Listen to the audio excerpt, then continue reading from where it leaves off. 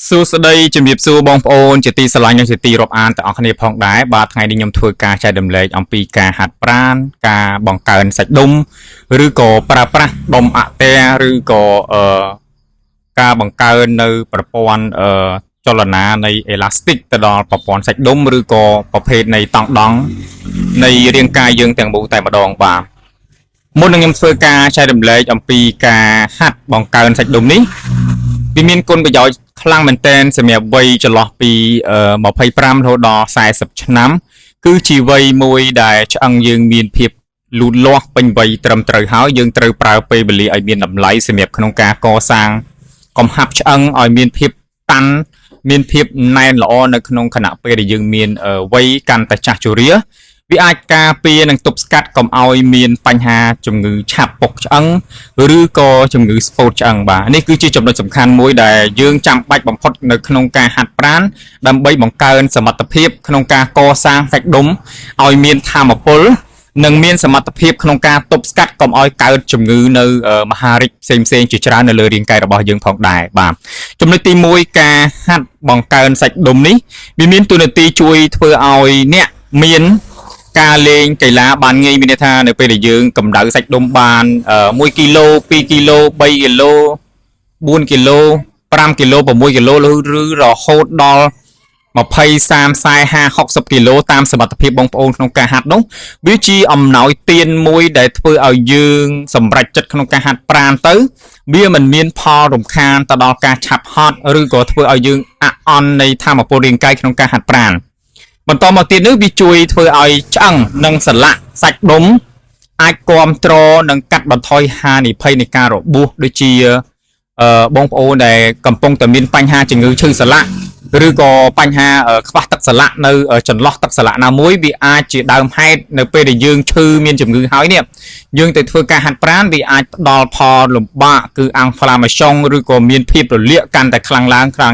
បាទបន្តមកទៀតវាជួយដុតខ្លាញ់បានល្អជាងមុនវាធ្វើឲ្យសាច់ដុំយើងនិងរាងកាយរបស់យើងប្រើប្រាស់ថាមពលច្រើនសូម្បីតែយើងពេលយើងសម្រាកជួយគ្រប់គ្រងទម្ងន់បានល្អធ្វើឲ្យរាងកាយមើលទៅរឹងមាំនិងមានទំនុកចិត្តនឹងការហាត់ប្រាណនិងបង្កើនសាច់ដុំអាចជួយឲ្យមានអារម្មណ៍ល្អចំពោះខ្លួនឯងបាទជួយធ្វើឲ្យសុខភាពបេះដូងនិងការរំលាយអាហារការហាត់កម្លាំងអាចជួយគ្រប់គ្រងជាតិស្ករនិងជាតិខ្លាញ់នៅក្នុងប្រព័ន្ធសរសៃឈាមឬក៏ពាក់ព័ន្ធជាមួយនឹងកូលេស្តេរ៉ុល triglyceride ឬក៏ HDL ឬក៏ LDL ជាដើមបាទចឹងការដែលយើងហាត់បង្កើនសាច់ដុំនេះគឺវាមានសមត្ថភាពច្រើនមែនទែនបាទជំហានដំបូងនោះគឺវាធ្វើឲ្យរាងកាយយើងមានភាពមាំទាំហាប់ស្វាហាប់និងមានការលើកកម្ពស់ធ្វើឲ្យយើងលេងកីឡាបានល្អកាន់តែប្រសើរឡើងបាទ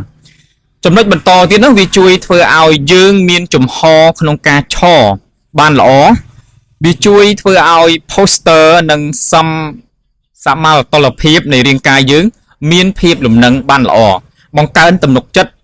និងធ្វើឲ្យអារម្មណ៍ល្អជឿជាក់លើខ្លួនឯងនៅពេលដែលយើងមានសុខភាពល្អកាន់តែល្អប្រសើរជាចុងក្រោយចំណុចសំខាន់នៃការហាត់បង្កើនសាច់ដុំគឺជាការថែរក្សាឲ្យសុខភាពរាងកាយរបស់យើងមានអាយុវែង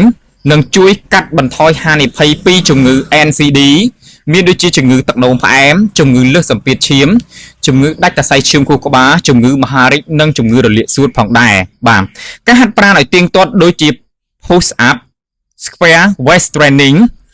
គឺត្រូវចាំបាច់បំផុតត្រូវអមជាមួយនឹងការទទួលទានអាហារដែលមានសារធាតុប្រូតេអ៊ីនគ្រប់គ្រាន់មានដូចជាស៊ុតត្រីសាច់ដោះគោសណ្ដែកដីសណ្ដែកសៀងហើយពិសេសបំផុតនោះគឺត្រូវតែសម្រាកឲ្យបានគ្រប់គ្រាន់បាទនៅពេលដែលយើងគេងឲ្យបានគ្រប់គ្រាន់មិនថាគេងថ្ងៃឬក៏គេងពេលយប់យ៉ាងតិចបំផុតពីចន្លោះ6ម៉ោង7ម៉ោង